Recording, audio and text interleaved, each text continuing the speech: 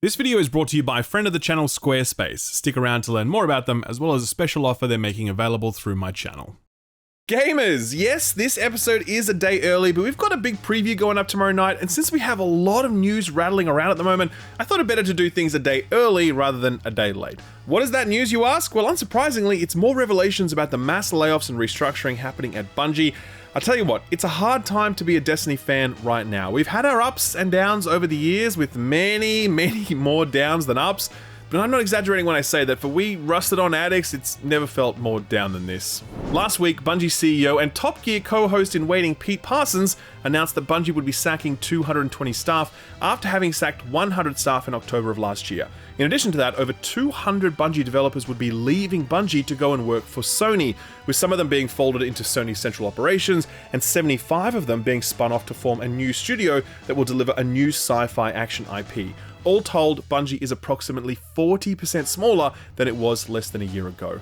Often when these things transpire, it's quite unclear how things went down behind the scenes, but in a rare display of executive transparency, Pete Parsons straight up told us. In his blog post announcing these changes, he acknowledged that Bungie overcommitted on projects, spreading both core staff and shared services too thin. As such, Bungie began running in the red, hence the need to make drastic cost reductions. Of course, he didn't mention that he was spending a few $100,000 a month on classic cars for his personal collection, but obviously you can't fit everything into a blog post like that. I mean, you gotta keep it snappy. So we do know the broad strokes of how this happened, but we didn't know many of the particulars, and we didn't know what it meant for the future of Bungie, for Destiny, and of course for Marathon. We still don't have any definitive information in relation to those things, but we do have some very reliable reporting from journalists with strong track records, people like Jeff Grubb, Stephen Totillo, and Jason Schreier. Stephen Totillo's GameFile newsletter is a good place to start, since he digs into the details of how things really fell apart for Bungie. He revealed that this round of job cuts was not a reaction to any sort of underperformance of the Final Shape expansion, but rather was planned all along. Quote, "These cuts were not a sudden move. A sizable new round of layoffs had been planned by Bungie management for months before the launch of the studio's acclaimed Destiny 2 expansion, The Final Shape, this past June, two former Bungie employees told GameFile," end quote. I can only imagine how frustrating it must be for former Bungie staff who worked their asses off for months trying to save their jobs by delivering an incredible expansion, only to now learn that their fate was already decided regardless of how well that expansion performed. But the reality is that even despite the Final Shape's critical acclaim, it did not do the sort of numbers that Bungie needed it to do to turn things around. You could tell this by looking at the peak concurrent player count on Steam, which was lower than it was for the critically lambasted Lightfall expansion. Plus, you could see it in the current player count numbers, which are now settling back down to the traditional lows we've seen in between major content releases. The Final Shape was incredible, but in terms of revenue, the pie did not get any bigger, a reality that Totillo himself confirmed with one of his Bungie sources. But things at Bungie were even more dire than first thought. Totillo spoke to 3 sources about Sony's $3.6 billion acquisition of Bungie back in 2022, with all of them saying that Sony got a bad deal. Quote, "Bungie's leaders had overstated their studio's financial prospects to Sony, and Wednesday's cuts were needed to stop continued losses that amounted to an ongoing reality check," end quote.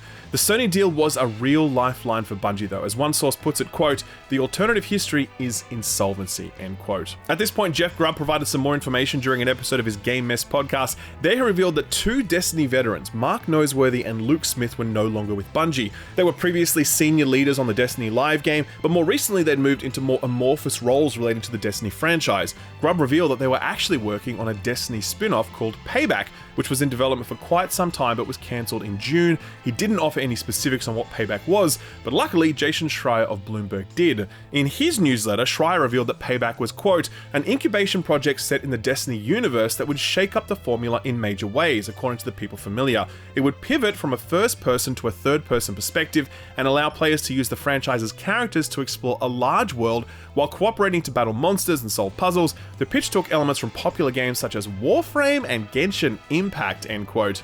Okay, so look, a lot to unpack there, too much for this video.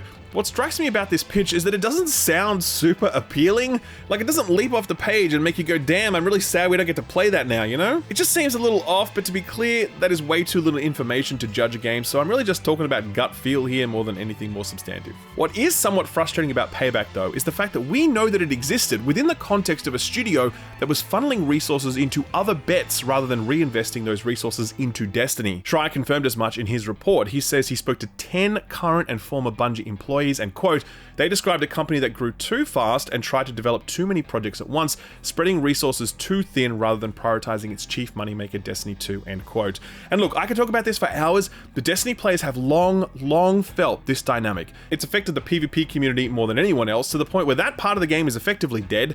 Gambit is actually dead, the seasonal model is tired, and the new episodic structure is little more than a rebranding. The parts of Destiny that have been maintained, like dungeons, raids, gear, and sandbox, are all in fantastic shape, but Destiny has become a much more narrow game over time, owing to a lack of investment in many of its core elements. Most troubling of all, it appears as though that lack of investment will continue as Bungie struggles to find its footing after this mismanagement. Here's what Schreier wrote, quote, the company also plans to continue updating Destiny 2, although it will no longer pursue regular paid expansions as it did in the past, according to people familiar. During one recent meeting, a company leader told attendees that sales of each expansion had declined year over year, including June's The Final Shape, so they would be moving away from the annual release model, end quote. That is a dagger to the heart of any Destiny fan. Smaller content updates are good, sometimes great, but the expansions were the moment when all our mates would log in again, when the story would be shoved forward by major events, where significant systems would be overhauled, where a critical mass of new content would be added, such that it felt exciting to be logging into Destiny once again. If this reporting is accurate, this is extremely sad news for the franchise. Could all this be a setup for Destiny 3, you might wonder? Schreier writes on that as well, quote, fans have wondered if Bungie might one day start anew with a Destiny 3, but such a project has not been in development, according to the people familiar. Bungie is instead looking to create a smoother onboarding process for Destiny 2, such as a rebranding to attract new players who might be turned off by a game that can now feel impenetrable to those unfamiliar with its ample proper nouns, end quote.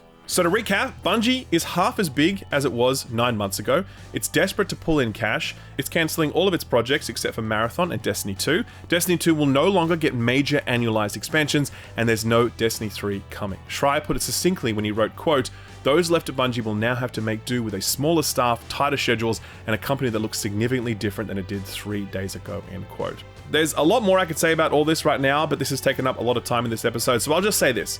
This really bums me out. Destiny is one of the greatest franchises in the history of video games. You may not like it, fair enough, but that is just a fact, and it is a damn shame to see how the incompetence of Bungie's leadership has squandered the potential of this franchise. Had Bungie been better led, not only would those 350 people still have jobs, but we'd have a better game today and a brighter future for Destiny to look forward to.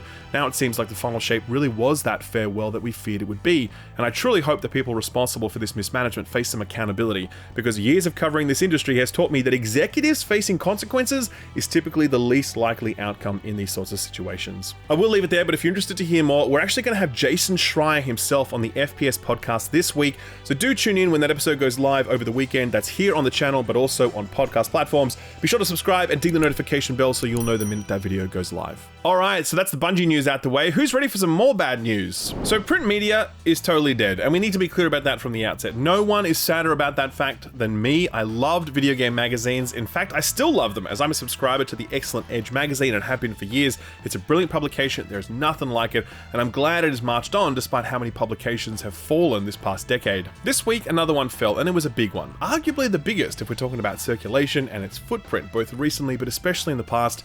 Game Informer is no more. It was announced via a tweet with just a screenshot of the landing page that is now the only accessible thing when you visit GameInformer.com. This was a website full of years of invaluable gaming history, and all of it is now completely inaccessible so that Game Informer's owners GameStop can save money on the hosting fees for the website content. The farewell note was not written by staff and is honestly so banal and so generic that it is not even worth reading aloud here. But the long and the short of it is that after 33 years in print, Game Informer is no more. It's a real shame because Game Informer's big niche was the cover story, where they were so trusted that developers would invite them in to see and cover games well before they were revealed to the public. Game Informer cover stories were regularly news-making and news-breaking, and it's a contribution that very few publications can make in the same way.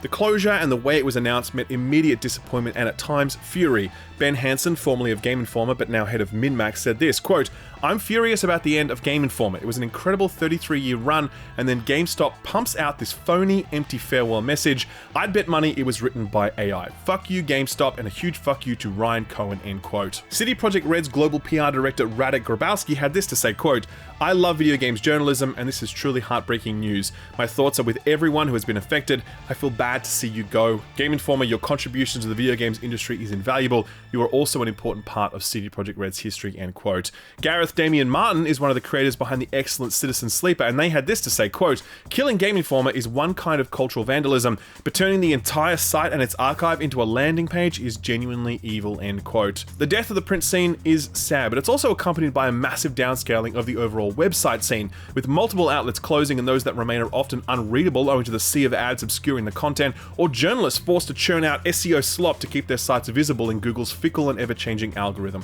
I've said it before and I'll say it again, content creators are not enough. We also need a thriving games journalism scene to provide first-hand reporting. I support multiple independent people and outlets who do this. GameFile, Digital Foundry, Gamers Nexus, NoClip, and many more. If you ever find yourself with the capacity to support one or more of them, then I really do recommend it, because we cannot rely on ad-based models to fund this industry. We have to fund it ourselves. On that note, another guest joining us this week on the podcast is Brian Shea, one of the longest-serving Game Informer employees right up until the moment it was shuttered. Brian was on point for many of the cover stories that made Game Informer such an important publication, and I'm glad we'll get to hear his perspective on how all of this went down. Like I said, that episode will be live over the weekend. For a while now, we've been tracking the fairly dire state of Xbox hardware sales, and they're little improved this quarter. Microsoft held an earnings call where they announced that overall gaming revenue is significantly up thanks to the acquisition of Activision Blizzard King, with content and service dollars growing a massive 61%.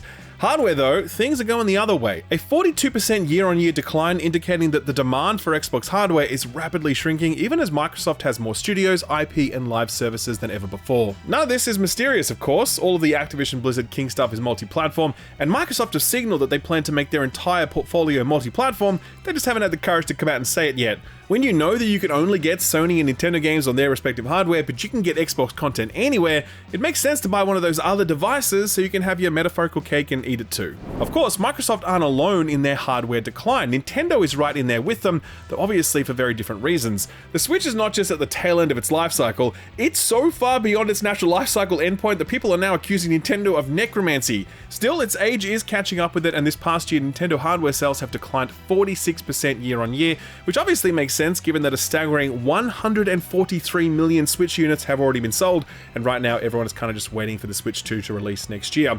Accompanying this hardware sales reduction is a steep reduction in software revenue, down 41% year on year. Last year was of course Tears of the Kingdom plus the halo effect of the phenomenally successful Mario movie, while this year we had Luigi's Mansion 2 HD remake.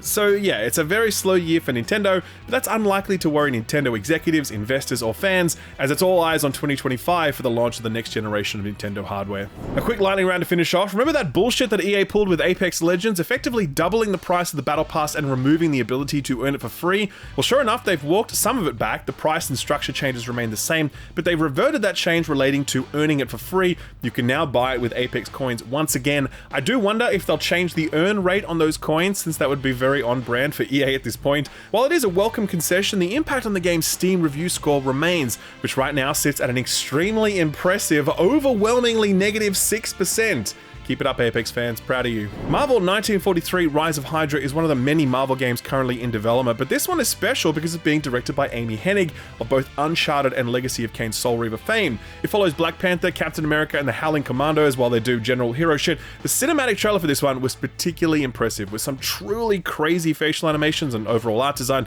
The studio just announced a publisher for the game this week, and it's PlayOn, a subsidiary of Embracer Group. Let's hope this project doesn't get cancelled as well. Path of the Teal Lotus is an indie title that released under the Humble Games label just a few days before that label was shuttered by IGN owner Ziff Davis. This meant that Beau's developer, Squid Shock Studios, could no longer push out console updates or even get access to QA support operations. As a result, they've now set up a Patreon designed to help get these things over the line. Very sad when competently made games are forced to resort to Patreons when their perfectly lucrative parent company ups and leaves them in the dust. If you can spare just a few bucks, I'll leave a link to that Patreon below. And finally, and I don't want to alarm anyone, but if these rumors are true, it appears that Valve has learned to count to 3. A voice actor by the name of Natasha Chandel made reference to a Valve project codenamed White Sands. They've since scrubbed any reference to it, but Valve reported Tyler McVicker uploaded a video with other information he's found, namely something referred to by Valve as HLX. This was first thought to be Valve's upcoming and still unannounced hero shooter Deadlock, but now that that cat's out the bag, the running theory is that HLX is a fully fledged, non-VR Half-Life game, and while that may be a spin-off or whatever, it could also just be Half-Life 3. Obviously, take all of this with buckets of salt, but hey, the team who made Half-Life Alyx had to be working on something since that launched, so no reason it couldn't be the game we've all begged and pleaded gaming for the better part of 2 decades. Treat 'em mean, keep 'em keen, that's gaming's motto. Some sales data to top you off. Meta Reality Labs, aka Meta VR, is still losing the equivalent of a small-sized country's GDP every quarter. 4.5 billion last quarter alone, as it desperately tries to build a segment that no one is really asking for at this point. To their credit, revenue is up 28% year over year, but at that growth rate, it's going to be like 20 years before this division actually starts to turn a profit. The Meta Quest 3 headset is fantastic. I still use mine regularly, but Meta have burned $50 billion trying to make this segment a thing, and unless Zuck is right about this, this is going to go down as one of history's biggest money bonfires, alongside Elon buying Twitter. The Braid Anniversary Edition did not sell well. Those are my words, but creator John Blow put it differently, saying, quote, "It is sold like dog shit compared to what we need to make for the company to survive," end quote. He later revealed that it sold so badly that he's not able to pay his staff. The future of the studio looks very bleak. Hopefully he and his team are able to chart a course through all of it. In more upbeat news, another Crab's Treasure has now sold through 500,000 units. That's the cheeky Souls-like where you play as a crab, collecting garbage to use as both a home and a weapon.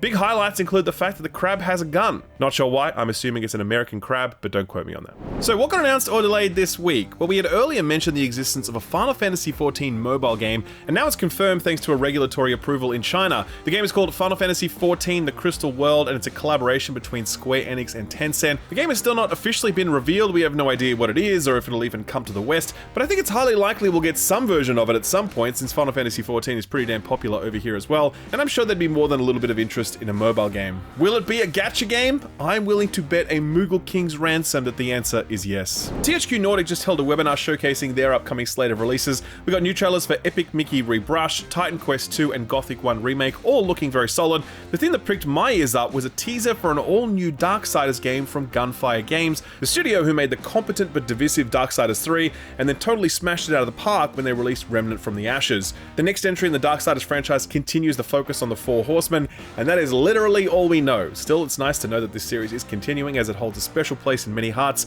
Plus, I actually liked Darksiders 3, I really did. It had its problems for sure, but I liked it, and I'm glad the team are getting the chance to have another crack. 2 delay announcements this week. The first is for Prison Architect 2, which has now been delayed indefinitely. It was scheduled to release on September 3rd, but that was after 2 earlier delays.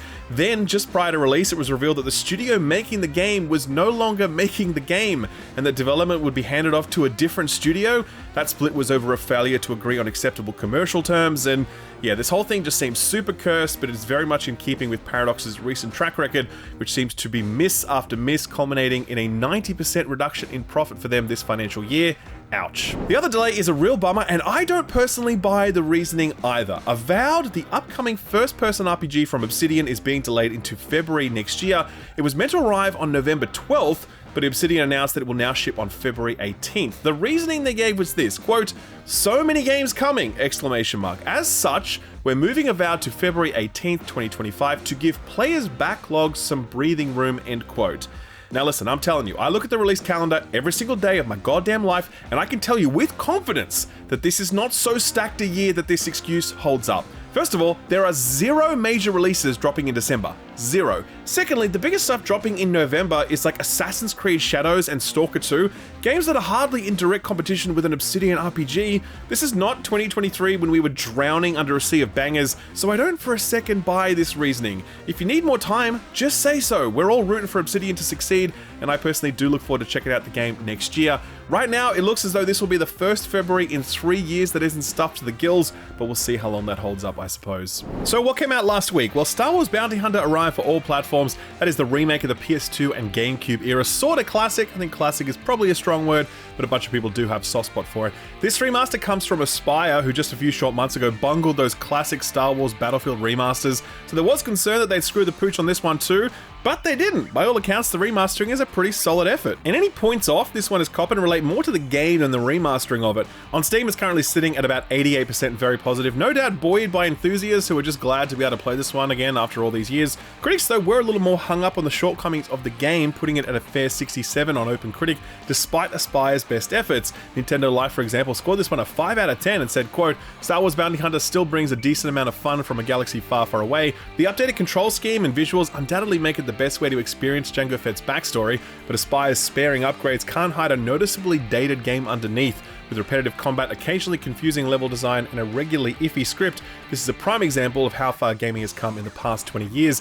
It's a product of a simpler time, but that doesn't make it any less frustrating, end quote. Lucy James gave Thank Goodness You're Here a huge shout out on the show last week. We could have put it down to her Northern England bias, but it turns out she's far from alone in her adoration of it. 97% very positive on Steam and a mighty 86 on OpenCritic. This one has absolutely won everyone over. Eurogamer scored this one a perfect 5, saying, quote, comedy is a relative rarity in video games, and it's even rarer that it's done this impeccably, irresistibly well. Cole Supper, that's the developers, thank goodness you're here, end quote. The Guardian also scored it a perfect 5, saying, quote, there are so many ideas, sight gags, word plays, plants, and payoffs crammed into the game's 3-hour runtime that you'll need another couple of playthroughs to catch them all. It's a joy to play something so utterly and uncompromisingly silly, yet like a lot of the daftest British humour, the game also carries a quiet undertone of unease and desperation. At 3 hours and with the promise of this many laughs, I think I can squeeze this one in. Another remaster dropped this week, and it's a very unlikely one at that. Tomba Special Edition arrived for PC, Switch, and PS5, courtesy of Limited Run Games. It seems to have held up quite well, landing at a strong 79 on OpenCritic.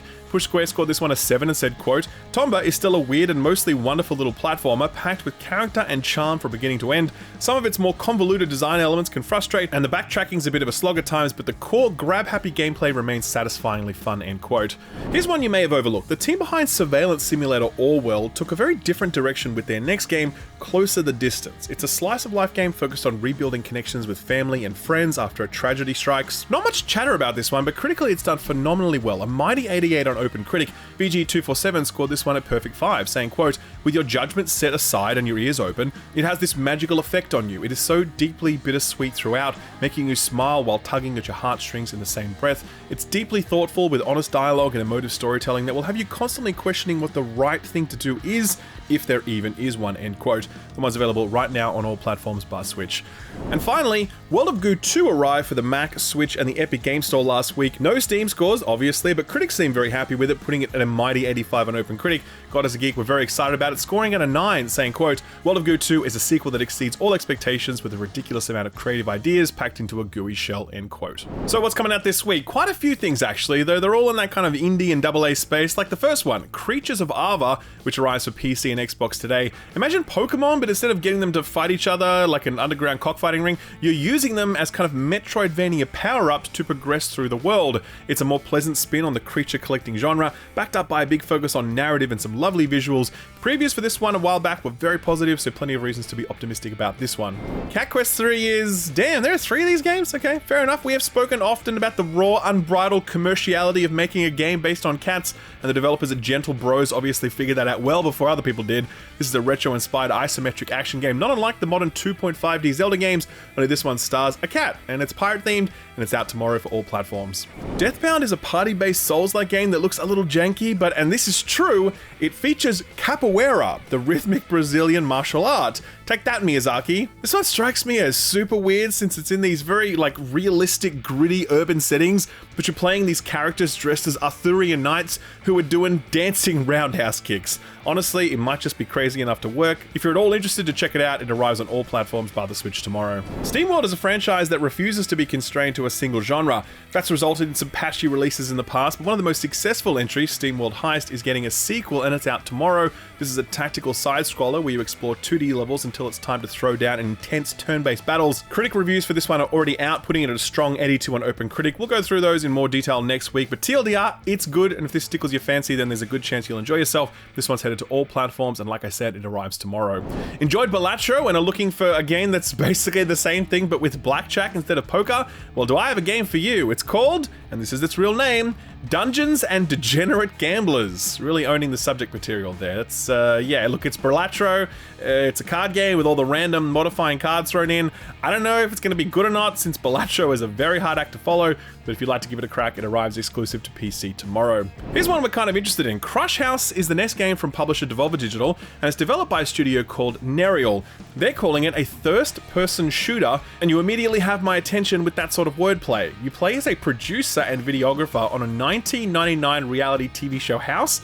You need to pick the housemates and film them as you try to appease the various live audiences as well as your sponsors. And tell me about it. Shout out to Squarespace, by the way. Great websites. Anyway, all of that is surface level setup for a dark secret lurking under the surface. It looks funny, it looks quirky, it looks scary. We're interested, so much so that we actually reached out to the game's director, Nicole He. Edmond interviewed her, and it's now live on the Patreon, freely available to all, not behind any sort of paywall. Really interesting discussion about how her career as a creative working for a large corporation led her to want to leave all that behind and make this. It's a great read, worth checking out. I'll leave a link to it below the like button. And finally, while we wait for Marathon to drop sometime next year, a new extraction shooter arrives in the form of Level 0 Extraction. The twist here is that this is actually a science fiction themed survival horror extraction shooter, and while Hunt Showdown certainly has survival horror elements, this one goes a lot further in the way those elements are implemented, looking almost like Dead Space if it were a co-op extraction experience. It's even got some asymmetric PvP thrown in there as well, since you can actually play as the aliens. Definitely has that mix of ingredients that could see it become the next viral smash if the stars align.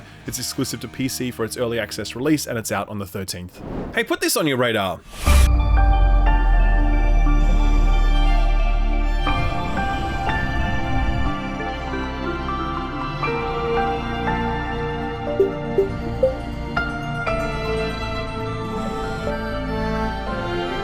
Remember Fruit Ninja and Jetpack Joyrider, two of the earliest mobile smash hits before the mobile landscape turned into a monetization hellscape?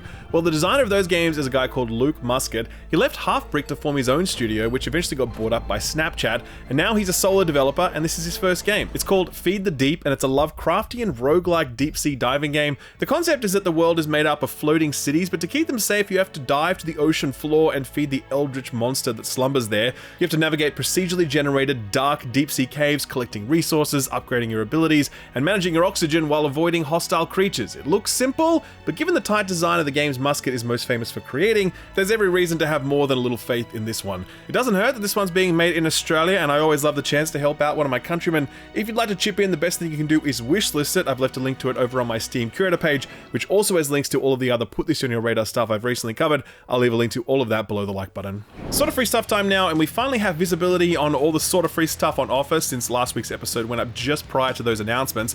Before that though, we got good old reliable Epic, who right now are giving away wholesome environmental puzzle game Lumbear Jack, as well as Rawman Food Fighter, a rather odd looking multiplayer arena brawler which seems to be food themed. This is a day one new release being given away for free. Let's hope it finds the play base it needs. Later this week, those two will be replaced by 3 offerings. The first is a free items bundle for Apex Legends. That's to celebrate Apex Legends arriving on the Epic Game Store for the first time. No user reviews on that platform, so that's a safe space for EA. Fighting fans, you may be interested in this next giveaway, DNF Duel. This is still like a $50 game, and Epic are giving it away for free at the end of the week. It's hardly a fighting scene favorite, but hey, you can't argue with that price point.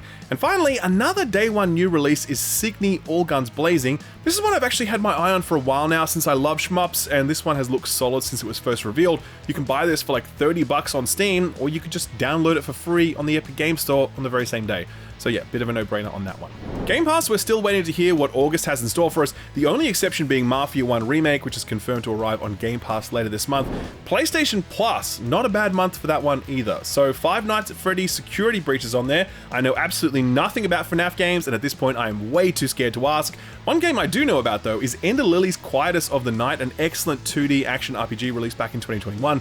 Brilliant art direction, compelling Souls-inspired action combat, fantastic reviews from both critics and punters. Honestly, don't overlook this one as it did fly under more than a few radars. The big offering though is LEGO Star Wars The Skywalker Saga, and man, let me tell you, this is one hell of a video game. I strongly recommended this one when I reviewed it a while back. Absolutely floored by the sheer scope of it, the number of levels, the number of characters, the number of mechanics, the number of set pieces, the number number of jokes, all of it just totally overwhelming. It really did feel like you were getting 3 games for the price of 1 when this first released. And it's not just the quantity, because the quality is there too, absolutely. Just a brilliant game for young and old alike, a perfect way to introduce Star Wars to a new generation, and a lovely way to celebrate it for the older fandom. Prime Gaming, let me just say, I've never seen a lineup like this from Prime Gaming ever before, and this may well be one of the most stacked lineups I have ever seen in the many years I've been doing this segment. So right now, the headline offering is Deus Ex Mankind Divided, still a classic despite being clearly unfinished, and sadly, the last Deus Ex we're ever going to get. Some old Tomb Raider games in the mix, namely Angel of Darkness, The Last Revelation, and Chronicles. Midnight Fight Express is a simple but satisfying top-down brawler that I got a kick out of when I played it a while back. SteamWorld Heist 1 and Cat Quest 2 are both on there. No doubt to get you interested in the sequel for both, which dropped this week. And personal favorite, Maneater is on there as well. I think Epic has given this one away like 7 times, but it doesn't matter. It rules, and I unironically recommend it to you.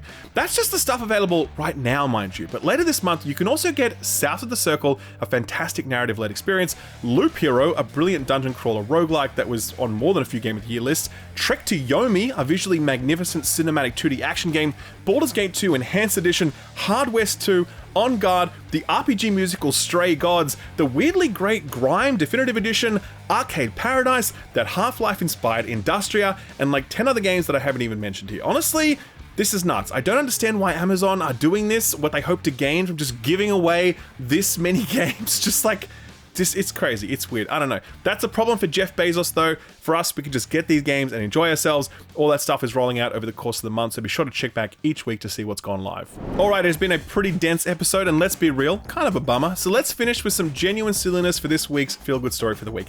A little while ago, Polyphony Digital, makers of Gran Turismo 7, pushed out a little update that wasn't meant to do too much. Soon after, though, Polyphony acknowledged the update had led to a small bug, which they said resulted in, quote, unintended vehicle behavior, end quote. Okay, doesn't sound too bad. Let's take a look at some of this unintended vehicle behavior in action.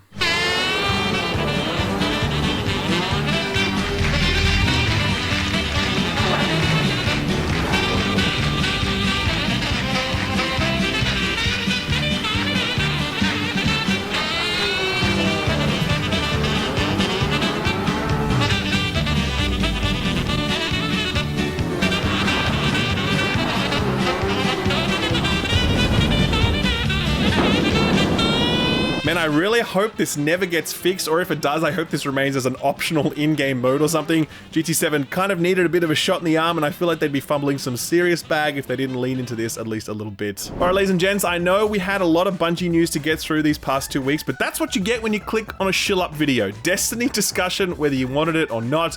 Personally, this week, I'm actually going to be hopping over to check out some Diablo 4 since their new season launches, and it'll be the last one before the expansion launches in October. I'm actually going to Gamescom and interviewing the Diablo 4 game director to chat about the journey the game's been on, so I'll be sure to report back what I hear.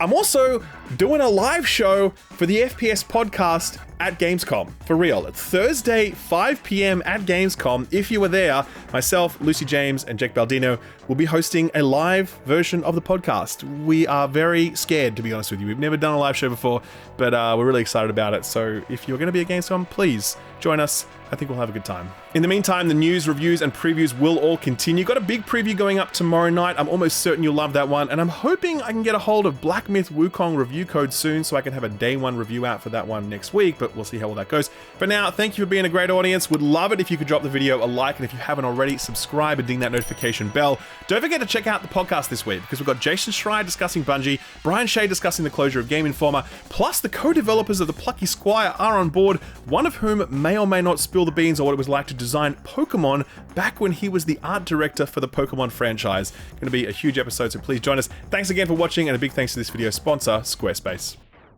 It's never too late to switch things up. Look at me. A few years ago, I was chained to a desk doing corporate things. No disrespect to anyone who loves that, but it certainly wasn't making me happy. I've told this story in the past, but when I wanted to break into the games business, no one would hire me, so I decided to make my own website that focused on video game guides. Thing was, I had no idea how to build a website, so I spent a few $1,000s paying someone to build it, and the website was terrible. It wasn't the web designer's fault, it was entirely on me. My idea was very bad. The point of this story was that back then you had to pay someone thousands of dollars to build a website for your business idea, because that was pretty much the only way to get a website made. Not so today, because thankfully we now have Squarespace. Squarespace is the place to build almost any website you'll need. Want to sell handmade candles? You can build a website for that. Want to profile your art portfolio? You can build a website for that. Want to start writing gaming reviews and commentary to shoulder barge your way into the industry? You can build a website for that. Squarespace's intuitive tools allow you to build a professional-looking website in minutes, and their rich suite of advanced features allows you to promote and monetize your work so that you can earn a living from it. So if you're looking for a sea change, you're in luck, because not only is Squarespace free to get started with, but if you use offer code SKILLUP, you'll get 10% off your purchase of a domain name. Click the link below to get started. Thanks Squarespace for sponsoring the video, and thank you for watching it.